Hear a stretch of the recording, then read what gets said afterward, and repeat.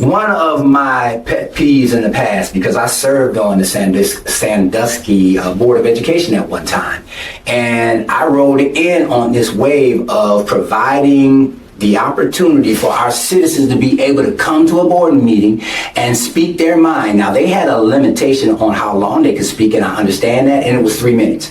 But they also had a requirement that for any citizen who wanted to speak, you needed to submit a letter a week in advance, right? That letter would be reviewed by the superintendent, and the superintendent would decide, well, whose responsibility is that within our school district? Well, sometimes the superintendent would forward that particular letter on to the person that he felt was responsible to handle that situation. I felt like, well, wait a minute, you're doing that. That's one way for the citizens' concerns to be met, but do we absolutely assure that other people who might be facing the similar problems get a chance to hear that? The citizen feels like they're heard, and so sometimes the people would be redirected and not allowed to speak. Well, what happened is, because I championed that cause, I won an election.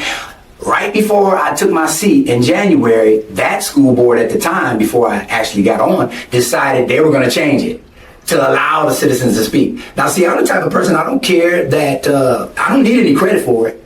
I just need you to know that if we're not doing what we need to do for the citizens, I'm going to be fighting for them to be able to speak. And as long as you change it, we're good. And that's what happened. So, my thing is setting up those kinds of mechanisms, putting those kinds of things in place for our citizens to be able to speak. Number one, we might need to place a time limit on it, but man, citizens should be able to speak at any time they feel compelled to come to the city commission meetings and speak.